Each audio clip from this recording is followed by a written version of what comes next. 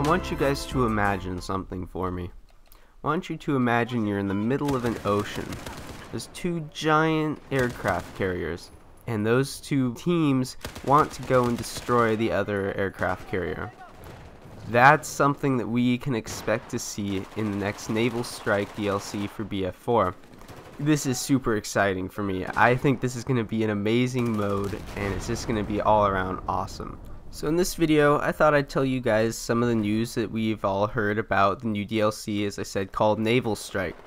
So before I start, I just want to let you guys know I am a little bit sick, a little bit under the weather, so bear with me for this one. But anyways, so this DLC obviously sort of focuses on the aquatic aspect of BF4.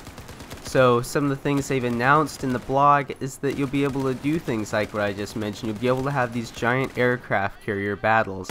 So this sort of seems reminiscent, and they've actually explicitly said that this is sort of based off of the Titan mode from Battlefield 2164.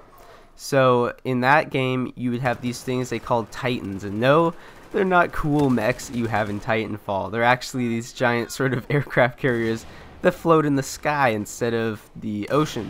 So what you'd have to do is you'd have some sort of air vehicle or something like that, and you would try to fly into the enemy Titan hangar, and you'd have to go in, and there'd be multiple levels, and you'd have to try to destroy that Titan, and boom, things out of the way, and you have completed the objective. So also, this is something that, something I haven't seen people really relate it to, but that I definitely relate it to is Battlefront 2. I'm a big Star Wars fan, and I played a lot of Battlefront when it came out a long time ago. And so this is pretty similar to the space battles you'd have in that game. In that game, you'd have these two giant teams, and you'd be out in space, and you'd have something like the Droids versus Republic, or the Empire versus the Rebels. And what you do is you'd have two large capital ships, and your goal would be to destroy the other capital ship and win the game, if I remember right.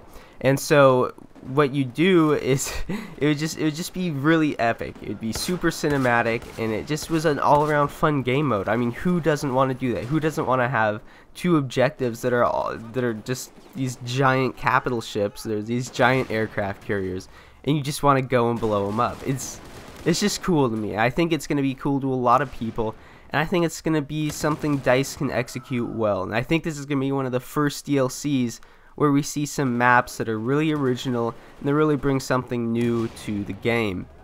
I have no idea what types of weapons we're going to see for this. As I've mentioned before, the weapons in some of the past DLCs for BF4 have not been all that great. China Rising, I wasn't a big fan of a lot of the weapons that came there. The only thing I liked was the L85 and the L96 sniper rifle. Those are the only two weapons I really use a whole bunch. And so yeah. So we've also been told something else. Something on the blog that we've been able to see is a new vehicle that they've added to the game, and it's a hovercraft, and I'm going to show you guys a picture of that right now. So it looks like with this hovercraft, it's basically sort of like an ATV for the water. Actually, no, I take that back. ATV for the water is probably just the jet ski. This thing just looks sort of like an in-betweener thing between the rib boat and the jet ski. So on this thing, it looks like maybe you can go on land and water. It's sort of hard to tell, but that would be pretty cool. I mean, think about it. You have this amphibious thing, and you're on the water. You're attacking from a helicopter. You're attacking from the enemy's base. From a helicopter. From an aircraft carrier. Yes, can you imagine one of these things being dropped from a helicopter? That would actually be sort of cool, but I have no idea how that would work. But yes, an aircraft carrier. Imagine one of these things being deployed from that or the enemy base, and you get to sort of the beachhead area, and you want to continue up. Usually when you're in a rib boat or something, when I'm in it and when I see other people do it, they just sort of beach the boat, and then they continue on from foot. Now what you can do is be on the hovercraft and just keep on going, just go all the way and keep going on the land. I mean, that's how they work in real life, so I assume that's something that this vehicle would add to the game. So I think if they do something like that, it'd be sort of cool. I have no idea how that would disrupt the balance of the game or anything like that. I don't really think it would. It's just another vehicle. and it doesn't really have any weapons that could make it OP. So I think it's cool. It's a new addition. It's just something that's original that I think will be really cool. So one other thing, also, if you notice in that picture, you can see there's an airplane or something in the back. So that looks like one of the new maps. Just basically sort of looks like Paracel Storm to me. Another thing I wanted to show you guys is another picture of another map that we can expect to see in this game. So it looks like something, the map that's maybe played just right before the sun goes down, turns to nighttime. And we can see a helicopter, we can see some attack boats, and sort of in the distance you can see sort of these little huts. So that looks like another new map we can expect to see. Both of these maps, as you probably noticed, are very Paracel Stormy. They look very similar to that map, and I have a feeling they're probably going to play really similar to that map. And this is a good thing and a bad thing in my opinion. I think that Paracel Storm is an absolutely gorgeous map. It just looks amazing. You turn it up to ultra, turn your graphics up to ultra, 1080p, and it's just an amazing map to look at. The balancing of the map is okay in my opinion. You've definitely got more cover than other maps. You've got things like foliage, which don't give you hard cover from bullets, but they sort of hide you from the enemy if you use it to your advantage. And so these things sort of make it, it's something that's, I think, is better than some of the games like Zavad, sorry, not Zavad, Golmud Railway.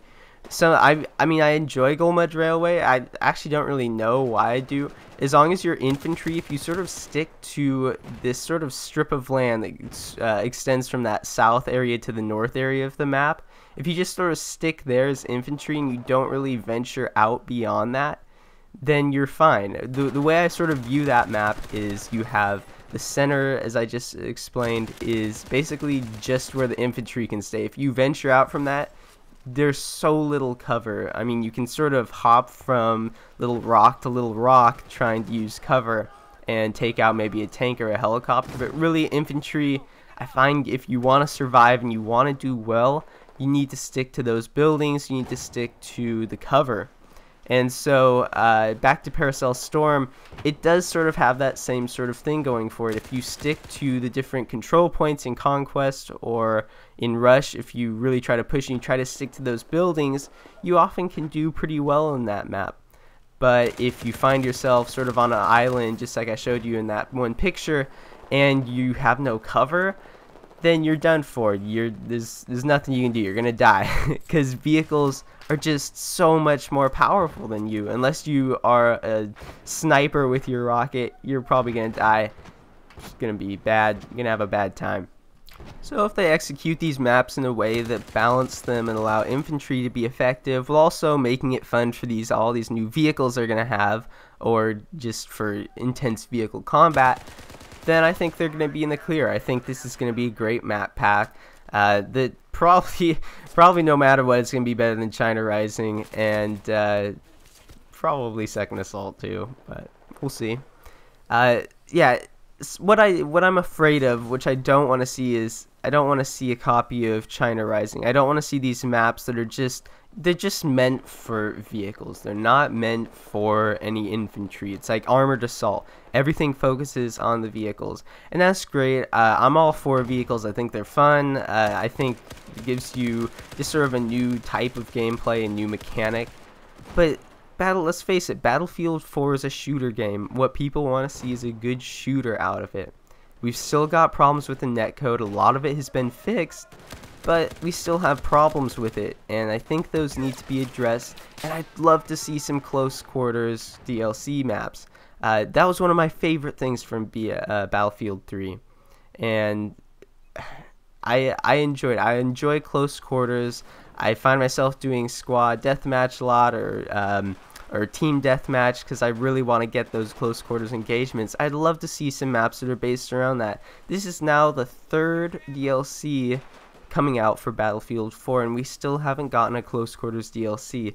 I really hope DICE is planning on making one, although I'm a little bit nervous. I'm a little bit scared that maybe they aren't going to make a close quarters DLC. Maybe they didn't like the feedback that the close quarters DLC in Battlefield 3 got, but I enjoyed that, and I think that's something that's really missing from this game, and I hope they sort of try to shift their focus to that in the future.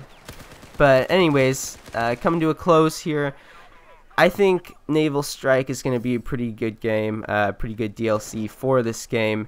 You guys definitely check it out. There's more information on the Battle Log blog, and probably on Reddit coming very soon. Anyways, thanks guys for watching. Please do comment, like, or subscribe on this video or other ones. Please check out my other videos. Help me out. Subscribe on the channel. I really appreciate it. Please do it. You're awesome. I'll see you guys later. Have a great one.